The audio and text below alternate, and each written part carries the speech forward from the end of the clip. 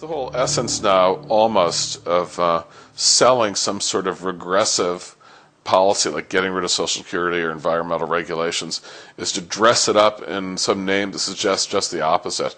So if you're going to try to get rid of environmental regulations, you call your group Save the Environment. That's the name of the group that's trying to get rid of the regulations. Crazy, crazy Jane is dancing. Crazy Jane's the dancer. Crazy Jane's the dance. See her pirouette on sorrow, offer up tomorrow in her own defense. When Reagan vetoed the Fairness Doctrine, he said it was inconsistent with the tradition of independent journalism. It's what Orwell would call the politically euphemistic language that is used by everyone, by politicians, but also by news anchors. We live in an era now where media has become so used to accepting the spin and accepting the structures that they are given that they don't cover news anymore. Can lies pose as truth? Winston had a friend at the Ministry of Truth named Syme, who was sure that they could. His job was to eliminate words. The aim was to narrow the range of thought by eliminating words that make real thought possible. There would only be good and evil. Everything that Big Brother represented was good. Everything that opposed Big Brother was evil. As Syme explained to Winston, the whole climate of thought will be different. There will be no thought as we understand it now. Orthodoxy means not thinking. One of these days, thought Winston, Syme will be vaporized. He sees too clearly and speaks too plainly. One day he will disappear. You heard that 175,000 votes were not counted in the state of Florida. But it's not like everybody's vote counted or was not counted the same. The number of votes not counted was in direct proportion, county to county, to the black population of the county.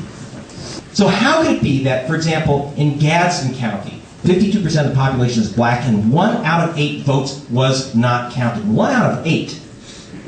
Whereas in white counties like Citrus, almost all white, only 1 in 200 ballots was voided.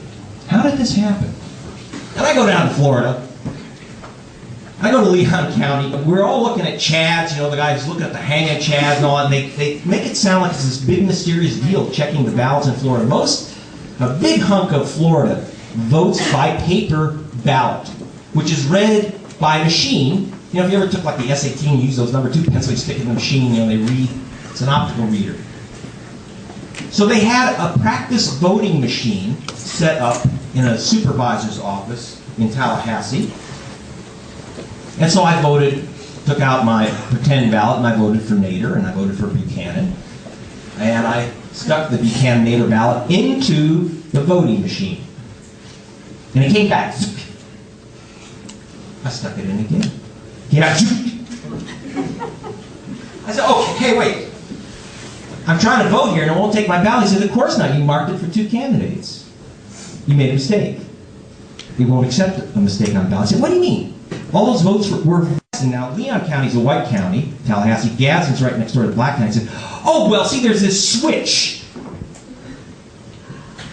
And in the black counties, like Gadsden, the same exact machines were set to accept ballots with errors. They would accept, you'd make a mistake on your ballot, very easy to do on a paper ballot, like you circle a name instead of check it off. The ballot's accepted, it's voided, your vote doesn't count.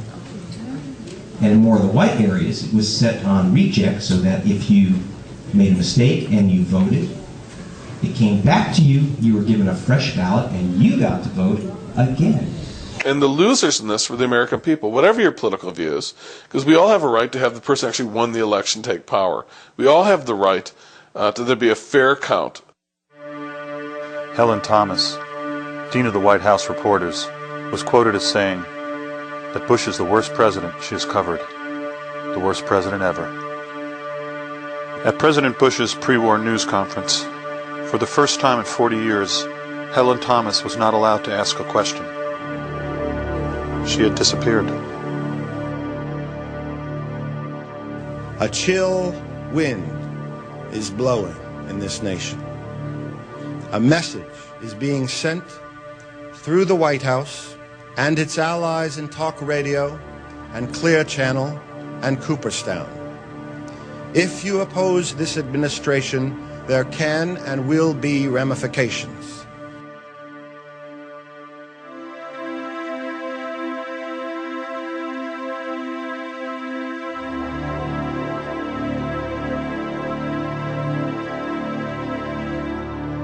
In the last several years, media corporations and politics have merged in a new way. Murdoch is a brilliant man who, what he has done and has had a tremendous influence in the worst possible way on culture and on media in the United States and throughout the world. And what he does it in England and he does it in the United States. His shtick is appealing to working class people and taking them to the right. And he does this through violence, he does this through super patriotism, he does this through sensationalism. So what you have now, and I'll give him credit for this, Fox Television is the first major network that has no pretense. I mean, CBS and NBC, they have a pretense to objectivity. Rupert Murdoch's Fox News Network is run by Roger Ailes. Ailes was the executive producer of TV for Richard Nixon. He was a consultant to Ronald Reagan and George Bush I. Tony Snow, the host, was a Bush speechwriter. The anchor, Britt Yoon, contributed articles to the ultra-conservative American Spectator. The phrase fair and balanced is repeated incessantly, like a mantra. Fair, balanced. Goebbels said, if you repeat a lie often enough, people will believe it. All of their talk shows are controlled by extreme right-wing Republicans. And it is a front for the right wing of the Republican Party. John Ellis, the head of Fox's election desk, Jeb and George W. Bush's first cousin. And it's notable that on election night, the first network to declare that George W. Bush had won the presidency of the United States was Fox. And it was John Ellis who made the calculation and the determination that they should make that call. But it's not only Fox. At GE, the wall between journalism and politics was also broken. According to the Reuters news service, former General Electric chairman Jack Welch came into the NBC studio and insisted that the race be called for fellow Republican George Bush. All the while, an NBC in-house taping system was recording Welch in the studio that night. NBC refused to turn over the tape despite repeated requests from Congressman Henry Waxman.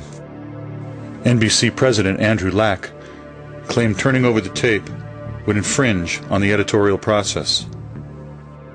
Waxman replied, "Mr. Welch is not a journalist."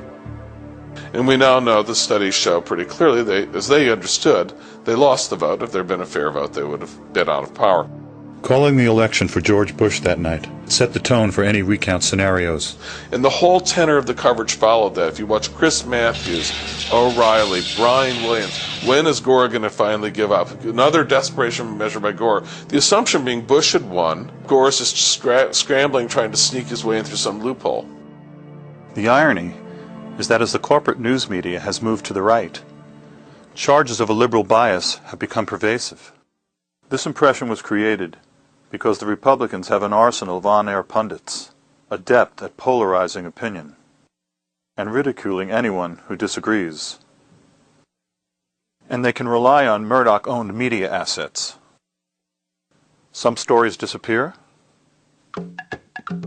others are repeated endlessly. Murdoch, in turn, gets his deregulation. A conservative pundit, Bill Salmon, has written a book about Al Gore's attempt to steal the election. I find out that the party launching his book will be full of lobbyists and pundits, and decide to go videotape them.